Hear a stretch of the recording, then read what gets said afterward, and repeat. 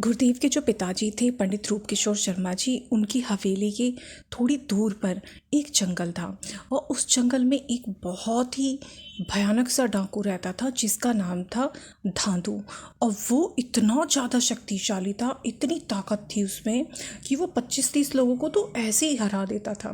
तो इसलिए उसने ना कोई ग्रुप नहीं, कोई गिरोह उसका नहीं था, लेकिन वो अकेले लोगों को लूट लेता था और चारों तरफ उसका बहुत आतंक था और लोग उससे बहुत डरते थे क्योंकि उसमें ताकत बहुत थी।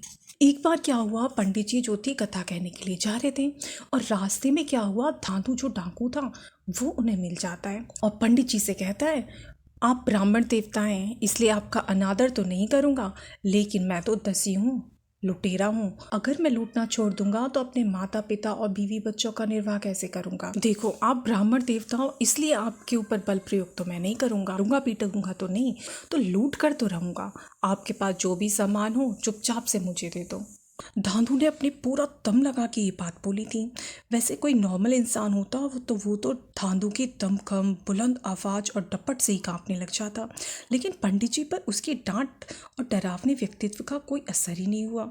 उन्होंने जिस निश्चिंत भाव से वो जैसे आराम से वो पहले जा रहे थे वैसे ही वहाँ रुक जाते हैं और धांधू को देखने लगते हैं। लेकिन धांधू जब देखता है कि मेरी धमकी का तो कोई असर ही नहीं हुआ तो वो अचरज में पड़ गया।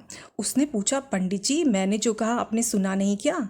तो पंडित जी ने कहा, सुन लिया, पर मैं अभी तुम्हें कानी कौड़ी भी नहीं दूंगा, अभी मेरे पास कुछ भी नहीं है, लेकिन मैं तुम्हें वचन देता हूँ कि अगर तुम कथा सुनने चलोगे तो वहाँ जितनी भी दान दक्षिणा आभूषण मेवा मिष्ठान मिठाई जो कुछ भी मिलेगा सब कुछ तुम्हें दे दूंगा।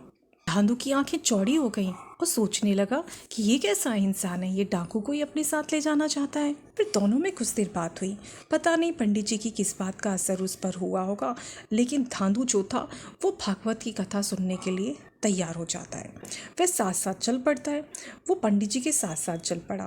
पूरे 1 हफ्ते तक भागवत की कथा उसने बड़े ध्यान से सुनी, लेकिन पुराने संस्कार जो थे बीच बीच में जाग जाते थे।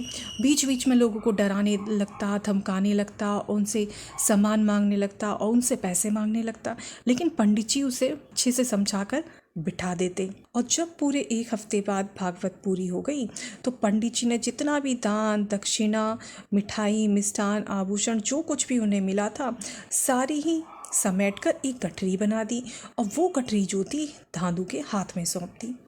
अब धांधू ने क्या किया, उस गठरी को उठाया, अपने सिर पे रखा और पंडित जी से बोलने लगा, आदेश करें प्रभु जी, किधर चलना है?